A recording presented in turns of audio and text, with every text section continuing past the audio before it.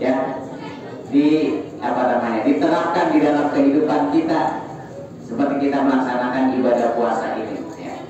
Makanya dan sabar itu bukan hanya sekedar waktu dalam puasa, di luar puasa pun harus kita bersabar, menahan diri ya, menahan diri dari apa? Emosi, dari semua hawa nafsu kita tahan. Kemudian sabar yang kedua adalah sabar menjauhkan perbuatan maksiat. Ya. Kalau menurut aku menurut hati terkadang pengen berbuat maksiat, ya berbuat dosa, tapi kita sabar untuk apa? Menahannya, untuk tidak melakukan perbuatan maksiat.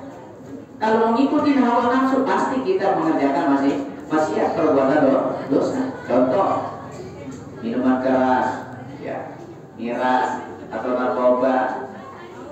Itu sebenarnya kalau hati nurani kita semua berpengen.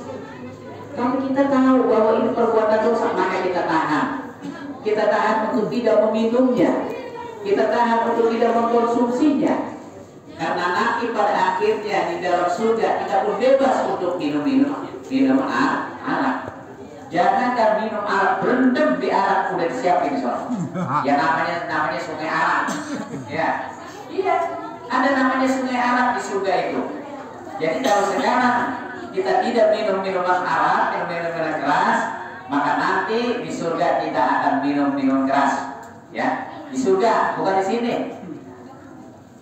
Jadi sudah dicapai bahwa di sana ada namanya sungai arak. Jadi bukan minum doang, mau berendam juga boleh. Tetapi di dunia ini kita tahan untuk tidak meminum minuman keras, miras dan apa sebagainya. Ya, itu menahan diri daripada perbuatan maksiat. Sama perempuan, ya. Perempuan kita senang, hati kita pengen, kalau pengen ya nikah. Gitu, caranya gitu. Jadi jangan langsung nyelonong boleh, kagak boleh. Hati mau pengen, tapi harus ikutin aturan agama. Dengan apa caranya nih? Nikah, nggak boleh berzina. Itu dong, dosa besar. Nanti di surga nggak tinggal bawa bini, istri 1, 7 disiapin Pak. Istri bidadari sama 7. Pak Busna siap-siap aja Pak Busna. Iya, Pak Erik udah siap nanti gue melamar 7 bidadari. Istrinya paling pertama tuh, itu ya. Nah di dunia itu kita sabar menahan diri untuk tidak melakukan perzinahan. Nah, kalau kita menghindar perzinahan ya kalau kita mau nambah lagi silakan, tapi dengan cara nikah. Ya dengan cara nikah. Tuh. Jadi menahan diri dari perbuatan maksiat. Kemudian sabar yang ketiga, sabar dalam menghadapi ujian. Kita dalam hidup ini pasti menghadapi ujian ekonomi, ya, ujian permasalahan, semuanya. Tentunya kita harus pasrahkan diri kepada Allah dengan berkeyakinan pasti kita akan bisa menyelesaikan masalah itu. Ya, yang penting diiringi dengan kesabaran.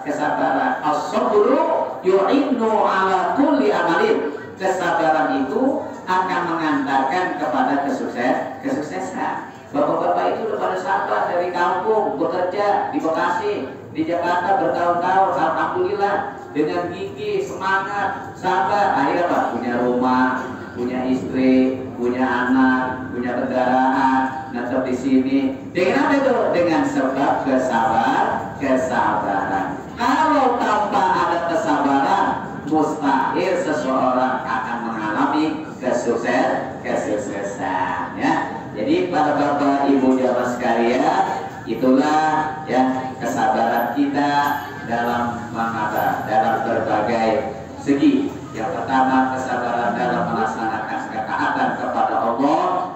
Yang kedua, kesabaran dalam menjauhkan perbuatan maksiat. Yang ketiga, kesabaran kita dalam menghadapi ujian. Insya Allah kalau kita sabar, maka semuanya akan mendapatkan kesuksesan, kebahagiaan, bahkan mendapatkan pahala yang tanpa ada batasnya, tanpa ada hitungannya. Jangan takut ya. Allah itu selalu ya memenuhi janjinya. Jangan takut orang-orang yang bersabar ya. Ya, hanya kesabaran itulah yang akan menolong kepada kita. Mudah-mudahan dengan kita yang melaksanakan ibadah puasa yang merupakan bagian dari pendidikan kita untuk membentuk pribadi yang bersabar, sehingga kita dapat merealisasikannya kesabaran itu di dalam kehidupan kita setelah keluar bulan Ramadan. Mudah-mudahan kita selalu mendapat pertolongan, bimbingan dari Allah Subhanahu wa Ta'ala, sehingga kita teguh dalam menghadapi kesabaran, dalam menjalankan, melaksanakan kesabaran yang menjalankan perintah Allah Subhanahu wa Ta'ala dan Rasulnya. Marilah kita bacakan suratul Fatihah sekali lagi.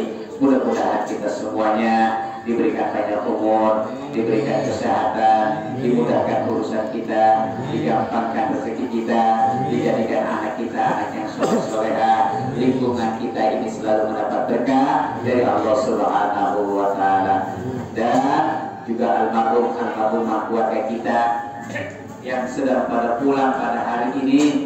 Mudah-mudahan mereka nanti kembali setelah hari raya Idul Fitri membawa bekal yang banyak, yaitu doa, sedekah daripada keluarga yang telah mengirimkan. Saya berpesan kepada Bapak Ibu, ketika mau buka jangan lupa baca Fatihah buat keluarga kita ya, karena mereka semua pada niat keluarganya, anak-anaknya di Lombok semuanya.